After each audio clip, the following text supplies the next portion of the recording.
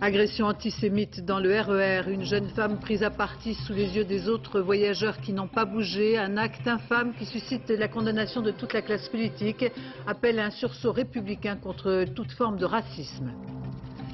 Le corps retrouvé dans l'épave du Buguelet-Braise a été identifié, il s'agirait du deuxième mécanicien. Le chalutier remonté à la surface porte des traces sur sa coque. Plusieurs hypothèses sont envisagées, y compris celle d'une voie d'eau accidentelle. Ouverture de la conférence internationale sur le sida en Thaïlande. 20 000 spécialistes présents. Parce que la prévention a perdu du terrain, la France organise une campagne nationale pour la première fois à destination des homosexuels. Attentat à Tel Aviv, l'explosion d'une bombe a tué une jeune femme. Ariel Sharon considère que cette reprise des attentats intervient après la condamnation de la Cour internationale de justice sur le mur de séparation. Le Premier ministre israélien ordonne la poursuite de sa construction. Et puis du cinéma avec très attendu la sortie sur les écrans de Spider-Man 2. Un très joli succès déjà aux États-Unis. Record battu pour le deuxième volet des aventures de l'homme araignée. Madame, Monsieur, bonsoir. Premier titre de ce journal qui suscite unanimement la révolte, l'effroi et l'indignation. Une jeune femme dans un RER a été agressée par 6 hommes parce qu'ils la croyaient juive. Après l'avoir molestée, ils ont dessiné des croix gammées sur son ventre. C'était vendredi matin à une heure d'affluence. Personne n'a bougé. Jacques Chirac demande que tout soit fait pour punir les agresseurs de cet acte honteux avec toute la sévérité qui s'impose des agresseurs qui sont toujours en fuite à l'heure actuelle. Aurélia Guillemin, Sébastien Lafargue. Ce matin-là, à la station Louvre, en même temps que la foule des Franciliens, 6 jeunes hommes armés de couteaux montent dans une rame du RERD.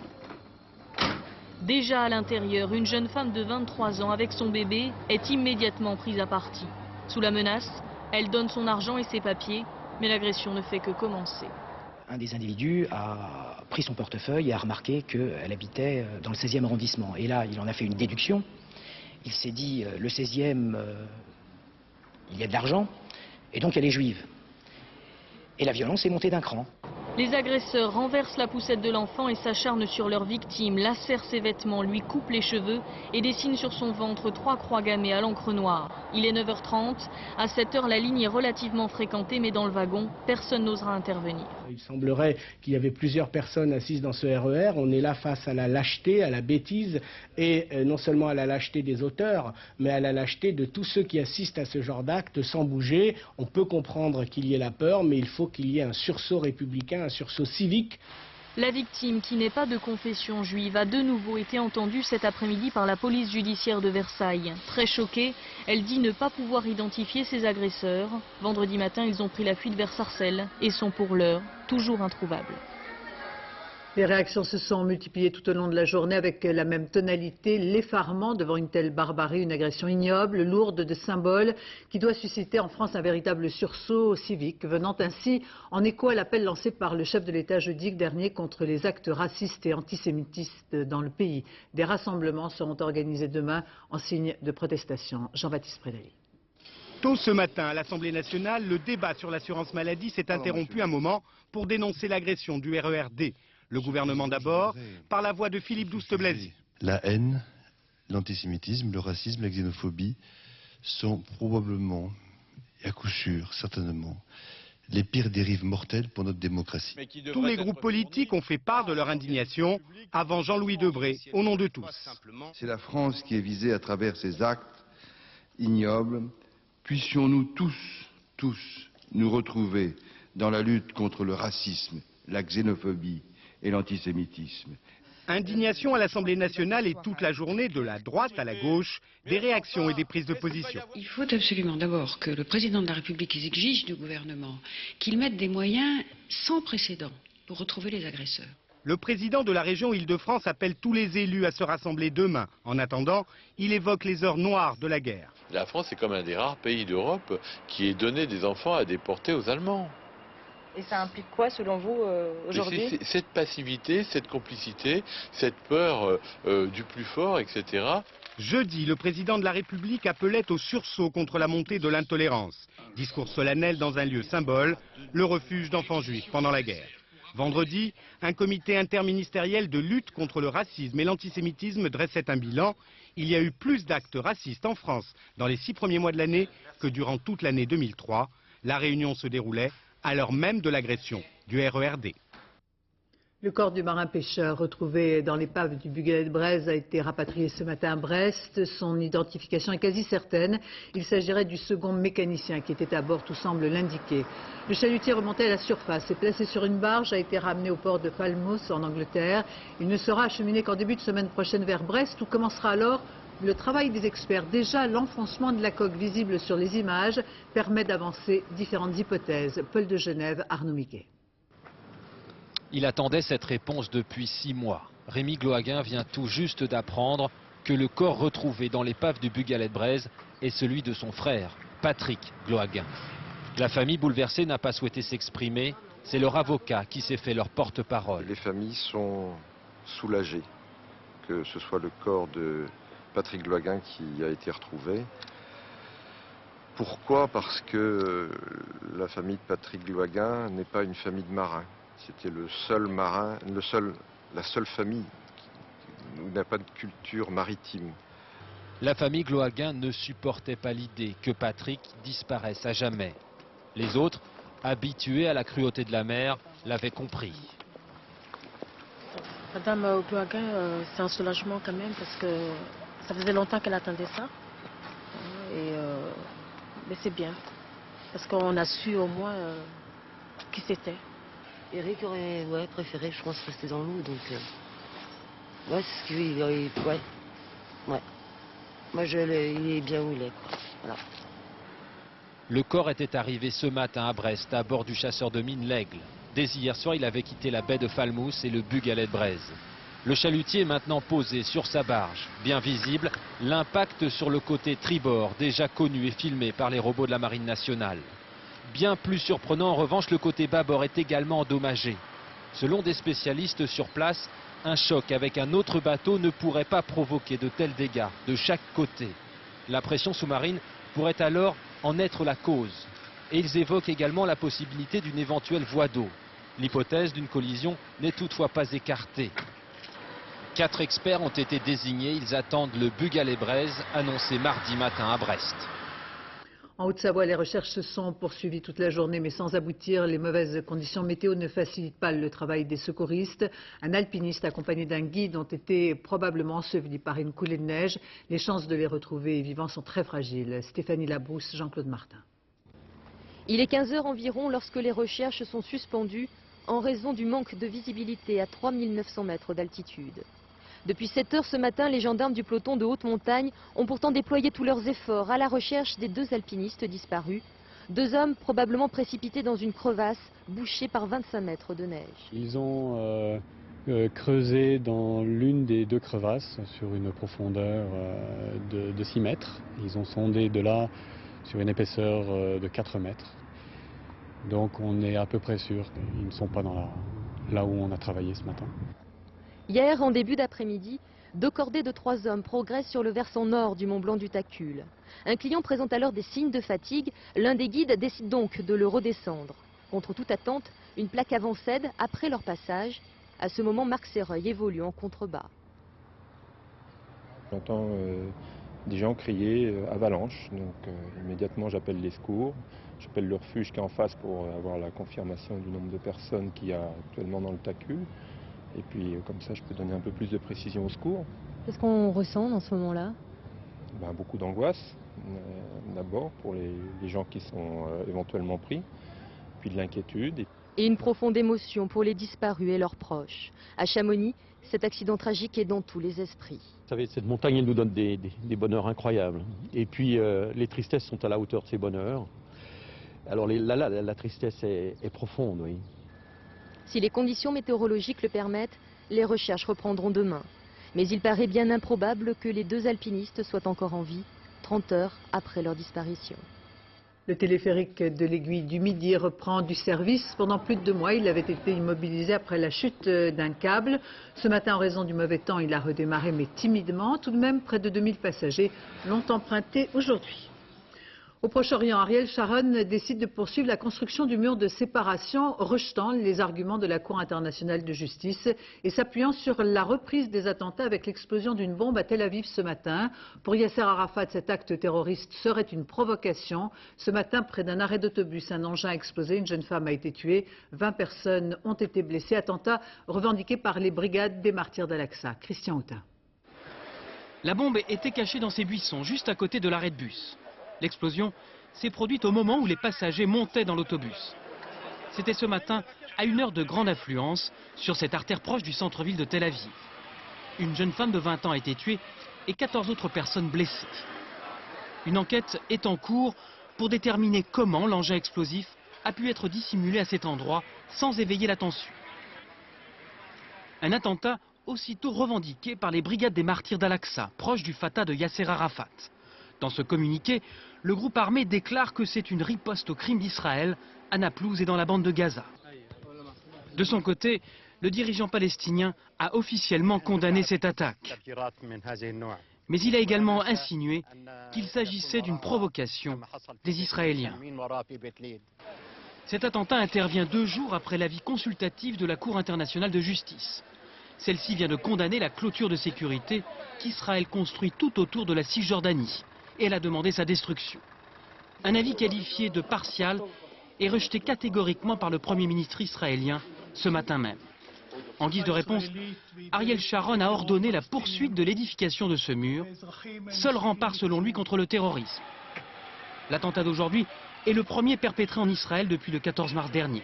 10 personnes avaient été tuées lors d'une attaque menée par 2 kamikazes au sud de Tel Aviv. La lutte contre le terrorisme avec l'arrestation par la police belge de 2 membres d'Al-Qaïda, 2 membres présumés. Ils seraient soudanais, d'après la presse. Ces 2 hommes interpellés à l'aéroport de Bruxelles, arrivés d'Athènes avec des faux passeports.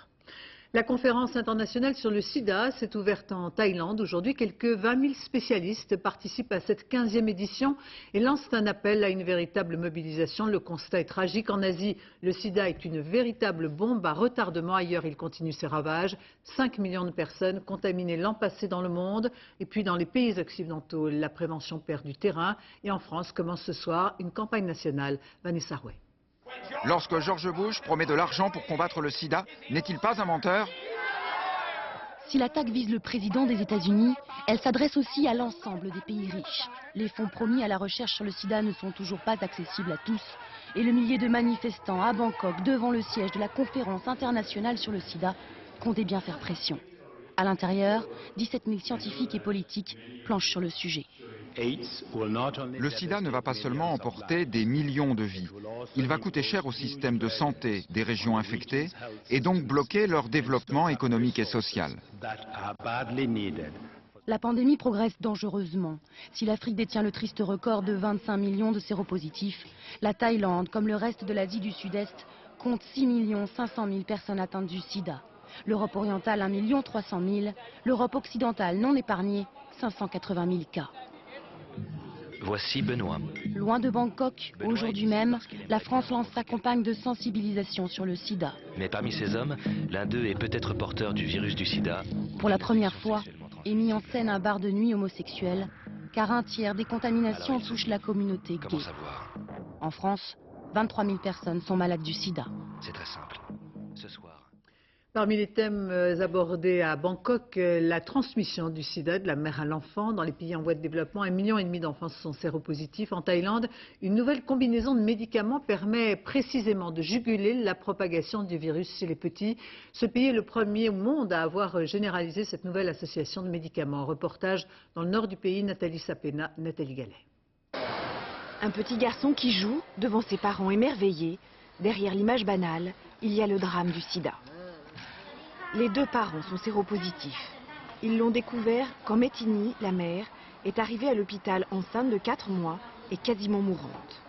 Placée immédiatement sous trithérapie, on lui promet que son enfant a toutes les chances d'être épargné par le virus grâce au traitement. Elle décide de continuer sa grossesse. Après l'accouchement, j'étais très inquiète pour mon fils. Parce qu'un médecin m'a dit qu'il y avait un risque pour qu'il soit contaminé.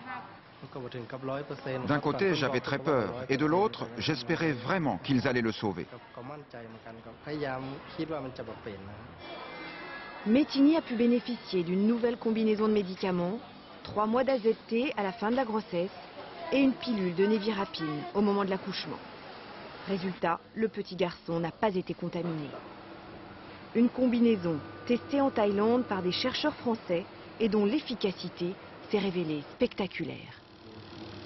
On arrive à moins de 2% de transmission mère-enfant avec cette combinaison, donc AZT, névirapine, une dose au début du travail, qui est à une performance qui est semblable à celle obtenue dans les pays développés. Aujourd'hui, en Thaïlande, toutes les femmes séropositives enceintes ont accès à ce traitement. Et le sida chez les bébés, un véritable fléau en Asie, a quasiment disparu dans ce pays. Beaucoup de femmes séropositives avortaient. Aujourd'hui, je suis doublement heureux. Je n'ai plus à faire d'avortement et je peux empêcher la transmission du virus aux enfants. Mais il y a un point noir, le médicament utilisé, la névirapine, provoque des résistances chez 20% des femmes, ce qui signifie que leurs trithérapies vont être moins efficaces. Malgré cette inquiétude, la Thaïlande est un modèle. L'OMS vient de recommander ce traitement peu coûteux à tous les pays en développement. De graves inondations au Bangladesh. L'eau recouvre plusieurs centaines de villages. 3 millions de personnes sont sinistrées. En Chine, des pluies diluviennes ont provoqué la mort d'une quarantaine de personnes au moins. 150 sont blessés. Rafales et violentes chutes de grêle dans plusieurs régions. En Chine précisément, où la Grande Muraille attire désormais un énorme tourisme local. Soutenu par l'essor économique du pays, ce sont des centaines de milliers de Chinois qui viennent d'un peu partout admirer la Grande Muraille. Un nouveau tourisme de masse, un nouveau marché, peu soucieux de l'environnement. Reportage de nos correspondants Philippe Rochaud, Sylvain Giaume. 1 million de touristes défilent chaque année sur cette seule portion de la Grande Muraille dans une ambiance sonore de hall de gare. L'endroit a quelque peu perdu de sa poésie, mais c'est le résultat du grand bond en avant du tourisme en Chine. Les Chinois ont plus d'argent pour voyager. La première chose qu'ils veulent voir, c'est la muraille. Ils se font même rédiger un certificat d'ascension. La Grande Muraille, c'est le symbole de notre patrie.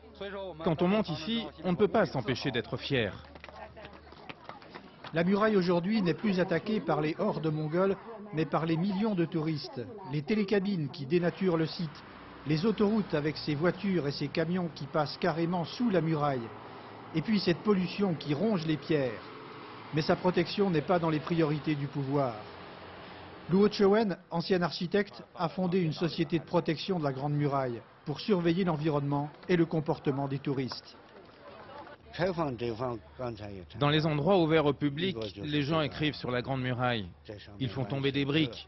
Ils causent des tas de dommages à l'environnement. Ils laissent leurs déchets. Ce sont des habitudes qu'on essaie de corriger. Lin Fangxin, lui, écologiste convaincu, a choisi un autre combat. Empêcher les paysans de voler des pierres et surtout de s'approprier des secteurs entiers de la Grande Muraille pour y taxer les touristes. Nous sommes dans la partie dite sauvage, mais pas sauvage pour tout le monde. Des paysans ont installé une échelle de leur fabrication le long du parcours. Incontournable. Ils réclament 2 yuan, 20 centimes par personne. Il faut payer ou faire demi-tour. Dans la tour de guet, cette femme explique que quand ce sera restauré ici, on devra payer beaucoup plus cher. Mais pour Lin Fangxin, les touristes ont autant de responsabilités que les paysans dans les dégâts causés à la muraille. Les dommages causés par le tourisme en Chine ont beaucoup augmenté ces dernières années, à cause de la prospérité grandissante que connaît le pays. Les gens emportent même les briques. La muraille sauvage commence d'être restaurée dans ce secteur, mais pendant les travaux, le racket continue. Pour redescendre dans la vallée, il faut encore payer les paysans. En Australie, un surfeur a été attaqué par 1 ou 2 requins, un terrible scénario qui rappelle les Dents de la Mer. Jaume Soulard. Il se croyait au paradis des surfeurs. Left Handers, l'une des plus belles vagues d'Australie. Mais cette côte occidentale est aussi le territoire du fameux requin blanc. Pour lui, vu d'en dessous, le surfeur ressemble à s'y méprendre à une tortue. Et quand il attaque comme ce matin, il tue. Matt était surfeur, il avait 30 ans.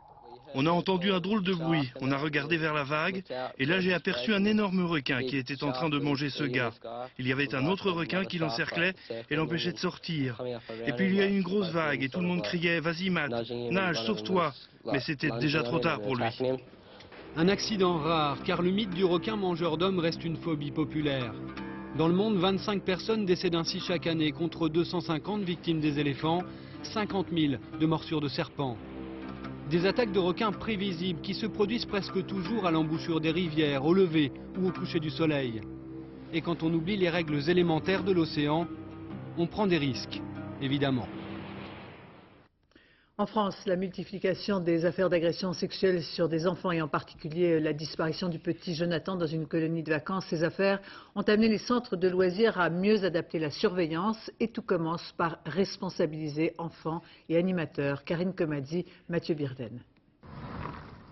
160 hectares, des bois, un lac, le tout ouvert sur les prairies environnantes. Voilà qui peut sembler risqué pour une colonie de vacances qui accueille une centaine d'enfants. Surtout lorsqu'en guise de fermeture du domaine, il n'y a que ça.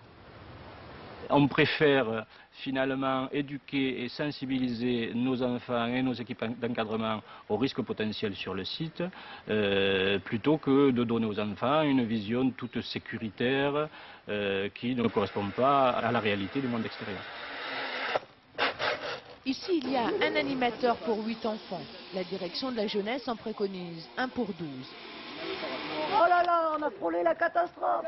Des moniteurs qui ont reçu cette année 2 jours de formation supplémentaire pour sensibiliser les enfants à ces dangers dont on parle tant. On ne peut pas partir avec des hommes inconnus, pas s'éloigner des monitrices et il faut d'abord demander l'autorisation quand il faut sortir.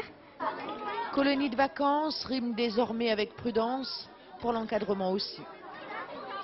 On demande aux animateurs d'avoir une certaine distance corporelle, d'éviter de les porter, d'avoir des contacts sous les douches notamment. 23 heures, extinction des feux. Le sommeil gagne les dortoirs. Les animateurs, eux, font leur ronde. La nuit, on a un animateur de garde. Sur ce lit, il dort. Il est juste à côté de l'issue de secours. Donc il surveille le dortoir toute la nuit. Une fois la porte fermée, la directrice, elle aussi, va se coucher. Mais elle nous a confié ne dormir que d'un œil. Pour mieux préparer ses vacances, les citadins s'intéressent désormais aux trousses de secours, à un nouveau marché qui répond aux besoins des petits et des gros tracas quotidiens à la mer ou à la montagne. Sylvain Duchamp, Thierry Breton. Un produit pour la fièvre, un produit pour le nez si elle est enrhumée et un produit pour les bleus et les contusions. Chaque été, pour partir serein en vacances, 2 tiers des Français emportent dans leur bagage leurs propres médicaments. Des vacanciers qui préfèrent composer eux-mêmes leurs trousses de secours. C'est un peu bête, mais financièrement, je me suis dit bon, ça va quoi. Je vais pas mettre 10 € dans une boîte juste pour avoir une boîte en plastique avec les produits que j'ai dans ma trousse. Dans cette pharmacie, chaque année, environ une dizaine de ces trousses sont vendues. Certains modèles, comme celui-ci, peuvent atteindre jusqu'à 35 €. Des trousses contre les petits bobos de l'été. C'est des trousses de secours vendues par les laboratoires que nous pouvons adapter en fonction des besoins. Les 3/4 du temps, il manque un petit coupe-ongle, il n'y a pas assez de compresse. C'est souvent des petites choses comme la pince à épiler qui manquent. Avant les vacances, ce petit appareil est très demandé en pharmacie. Il aspire le venin en cas de piqûre de serpent ou d'insectes. Les Français partent de plus en plus à l'étranger et de moins en moins à la légère. Pour plein de gens, le fait d'avoir ces médicaments au long cours est indispensable. Et c'est quand même une sécurité de ne pas devoir courir les pharmacies à l'autre bout du monde ou en province à 2 h du matin pour chercher un bête paquet de compresses. Avec votre crème à bronzer, n'oubliez donc pas d'emporter votre trousse de secours, car selon le dicton, mieux vaut prévenir que guérir. Et parce que précisément les yeux des enfants sont fragiles, le port des lunettes de soleil est largement conseillé pour éviter bien sûr la réverbération. Marie-Pierre Samitier, Vincent Bouffartigue. Grand beau temps sur la petite plage de Saint-Cyr-sur-Mer ce week-end, mais point de lunettes de soleil sur le nez des enfants. Pourtant, le soleil, dont les rayons se réverbèrent sur l'eau, peut agresser leurs yeux, en particulier chez les moins de 10 ans. Les tissus de l'œil de l'enfant sont moins pigmentés, la pupille est plus large et surtout le cristallin ne joue pas le rôle de filtre avant 10 ans. Et ce n'est qu'après 25 ans que les ultraviolets sont arrêtés par le cristallin. Chez l'enfant donc, le soleil peut entraîner des lésions irréversibles. Or, une étude récente démontre que les petits sont sous-équipés en lunettes de soleil. 27% seulement des enfants sont équipés en verres solaires non correcteurs, alors qu'on considère que 43% des adultes possèdent une paire de lunettes de soleil, donc on peut considérer que c'est un chiffre encore un peu bas. Très important le choix des lunettes qui doivent être couvrantes comme ici et non comme cette paire qui laissera passer les rayons ultraviolets sur les côtés. Par ailleurs, l'indice de protection est indiqué sur les verres avec le marquage CE qui garantit que c'est un verre filtrant. Là, vous savez avec une norme CE3 que le verre est vraiment un verre protecteur, que ce soit au niveau de la teinte ou au niveau de la matière. Les indices 1 et 2 sont destinés à la ville, l'indice 3 est recommandé pour la plage par les médecins. Plus l'indice est élevé, plus les lunettes filtrent les rayons ultraviolets. Qui sera le nouveau sélectionneur de l'équipe de France de football? Le suspense sera levé demain. 3 noms circulent, chacun a son favori. Qui donc succédera à Jacques Santini? Élément de réponse, Christophe Duchiron. Aussi triste qu'un faux Napoléon déguisé en supporter, la Maison Bleue des Bleus, avec ses mines déconfites à l'euro, sont tout à l'ego de terrain, où certains jours, certains joueurs pratiquent l'autosuffisance.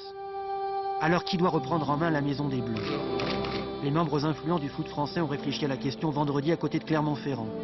Platini, Jacquet, Simonet et d'autres, des idées plein la bouche, des arrière-pensées plein la tête et une urgence, prendre son temps. Le choix laissé au président, en définitif,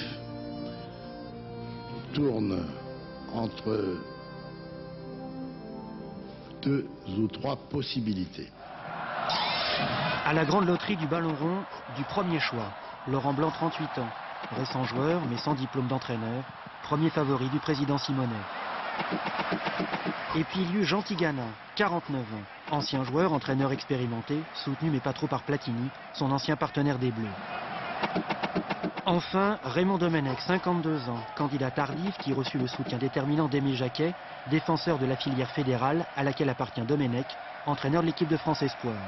Au dire des pronostiqueurs, c'est Raymond désormais le grand favori avant le verdict présidentiel de Simonet demain matin. Domenech, Blanc, Tigana, on verra bien. Mais ce qu'on a déjà vu, c'est que le football français est une grande famille qui se décompose en petits clans aux visions divergentes. Championne du monde et d'Europe, puis championne du ridicule, l'équipe de France a besoin pour s'en sortir de beaucoup de choses, à commencer d'un entraîneur. Le Tour de France avec la 8e étape entre Lamballe et Quimper, 168 km avant une journée de repos bien méritée. Un parcours disputé souvent sous la pluie. C'est le Français Thomas Voeckler qui conserve le maillot jaune. Nathanaël de Rinxin, Sylvain Douba.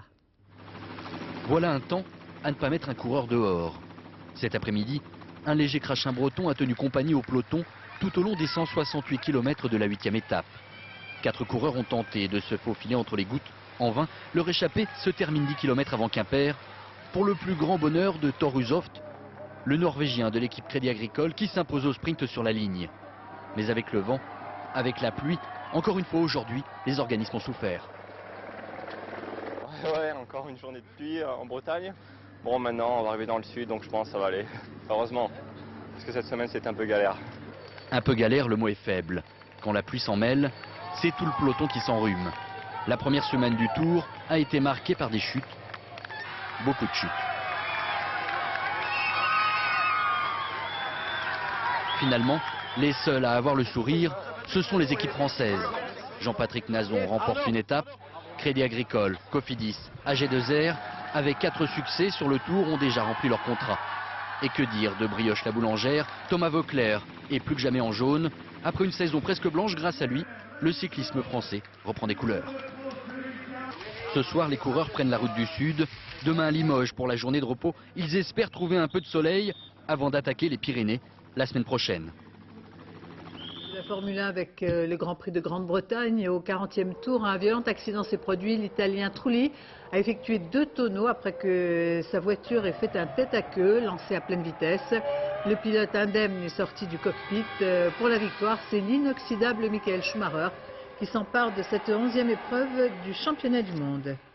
Brest 2004, malgré un ciel très mitigé, des milliers de passionnés et de simples curieux sont venus admirer les vieux gréements. Dans le port, 1200 navires vont se croiser toute la semaine. Dorothée Cochard, Christian Gallet.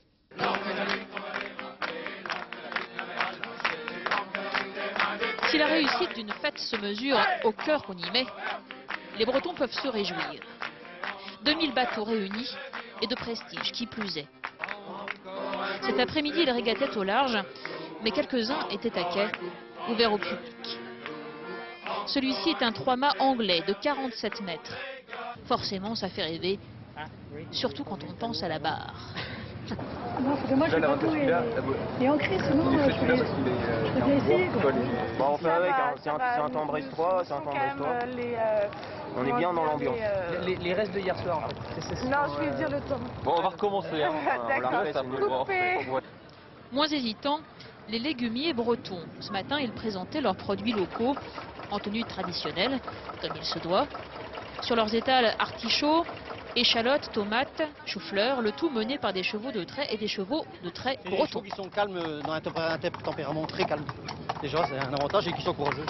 Et là, on se dit oui, enfin tous les chevaux sont courageux. Et on a tort. Et le breton le prouve. Son cheval, il peut même l'emmener nager s'il veut. Il suivra les yeux fermés. Oui, monsieur. Ce fut une fin de journée pluvieuse sur Brest, mais l'ambiance est au beau fixe, c'est ce qu'on vous dira ici. Un marin digne de ce nom ne s'avoue jamais vaincu, surtout pas par la pluie, et il compte bien le prouver toute la soirée.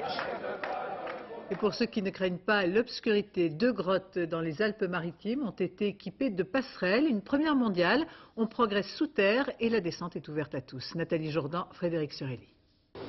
Un essaim de lucioles, piégé volontaire à 40 mètres sous terre, attiré à tâtons par l'obscurité. Ici, il y avait quelques fissures, l'eau finit par s'infiltrer et disparaître. Donc c'est un lac temporaire, on l'appelle la galerie du lac. Un vernissage pour non-initiés. Jusque-là, ce parcours était réservé aux spéléologues. Après d'importants travaux, il s'est mué en via souterrata, une voie ferrée verticale souterraine, des marches plantées dans la paroi, des ponts de singes pour contourner les difficultés, mais aussi pour être au premier rang. C'est magnifique. Les roches comme ça, c'est impressionnant. Stalactites, stalagmites, les concrétions sont forcément belles. Elles ont coûté quelques efforts. À 15 mètres du sol sous verre, c'est pas mal. C'est original, quoi. Les concepteurs de cette voie ont tout fait pour que se couvrir de boue à l'horizontale devienne un plaisir. On a agrandi cette partie-là pour que les gens puissent passer facilement. Mais à l'origine, bon, il n'y en avait que 20 cm. Maintenant, on peut passer, il y a 1 mètre de hauteur. C'est très très facile. Le passage est très court, mais on se sent quand même mieux après l'avoir franchi. C'est un peu étroit en fait, un peu petit. Ça te fait peur? Un petit peu, parce qu'en fait j'aime pas être dans des endroits assez petits. Voilà. Pour apaiser les plus claustros, le cordon avec l'extérieur n'est jamais totalement coupé. C'est juste pour faire un test en fait, bon, ça marche bien, je vous entends. Des téléphones fixes jalonnent le parcours. Au fond, même l'obscurité est rassurante. Vous ne voyez pas en bas, donc il n'y a pas de vertige, c'est noir en bas, donc on ne soucie pas qu'est-ce qu'il y a en bas. Un jeu d'enfant un peu musclé. En moins de 2 heures, on retrouve la surface, si on veut. À La Rochelle, les francopholies soufflent leurs 20 bougies et signent le départ du patron. Celui qui a créé et donné une âme à ce festival, Jean-Louis Foulquier, tire sa révérence. Au programme, Francis Cabrel, Jean-Jacques Goldman, Laurent Voulzy, une semaine de concerts. Un festival qui, je vous le rappelle, avait été annulé l'an passé en raison de la grève des intermittents. Christophe Hérault, Yann Moine. Arrivé dans le port de La Rochelle du patron des francopholies. Cela fait 20 ans que cela dure alors. Complices, quelques Rochelais le saluent. Un regard sur la ville et sur le temps qui passe. Retour le samedi 13 juillet 85. Premier compagnon de route, Jacques Higelin. 20 ans, c'est une tranche de vie. La légende dira plus de 1000 artistes sur scène, peut-être 1 million de billets vendus. C'était le pari de départ. Je voulais prouver qu'on pouvait, avec la scène française, faire un festival estival et remplir. Voilà. En 20 ans, on aura presque tout vu sur la scène des Franco. Bernard Lavillier, Yvette Horner, qui l'eût cru. Des stars, des inconnus, du rap, du rock. Ils sont tous venus et brossent facilement le portrait de Foulquier. Ça serait un capitaine de tonnier. la pêche. Ça serait un marin-pêcheur, lui. Pas un voileux. Ça serait plutôt un marin-pêcheur avec son équipe, quoi. C'est un artiste lui-même, je pense. Il n'a pas le côté des gens qui produisent, mais qui admirent, mais qui ne sont pas dedans. Il fait de la peinture aussi maintenant. C'est un artiste, quoi. Rapide album d'un anniversaire.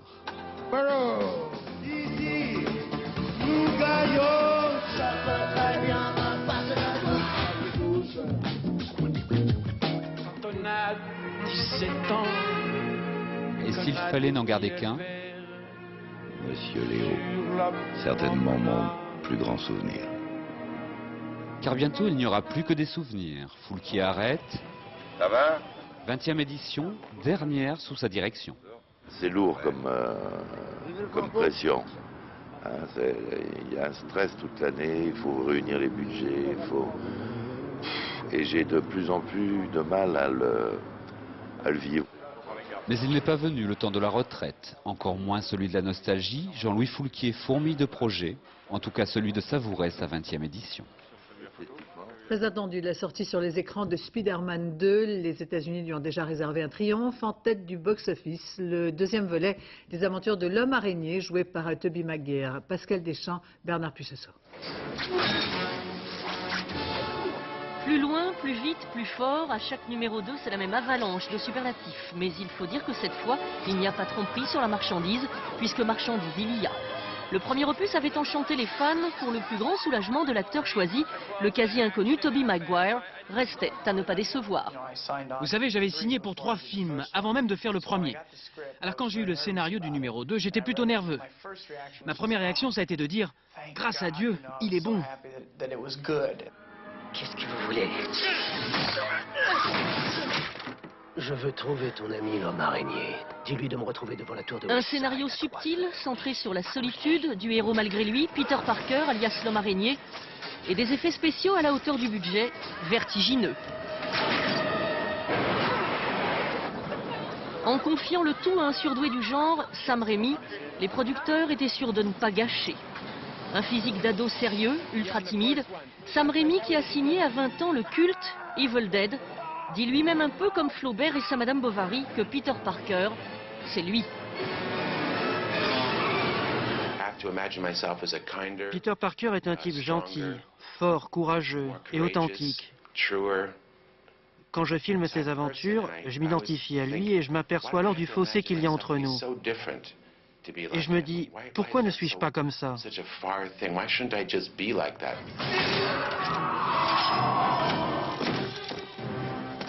Ce numéro 2 est bien parti pour battre des records. Un numéro 3 est déjà en chantier.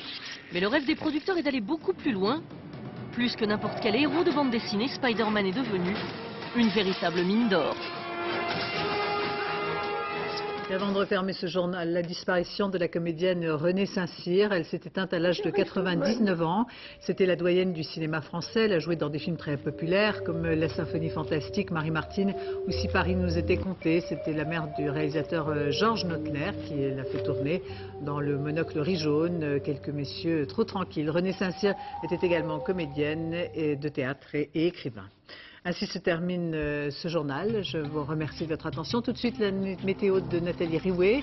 20h55, grosse fatigue avec Michel Blanc et Carole Bouquet. 0h, le dernier journal, Laurence Piquet. Demain à 7h40, dans les 4 vérités, Jean-Paul Chapelle reçoit Ségolène Royal. À 13h, vous retrouverez Daniel Bilalian. 20h, David Pujadas. Excellente fin de soirée sur France 2. Votre soirée sur France 2.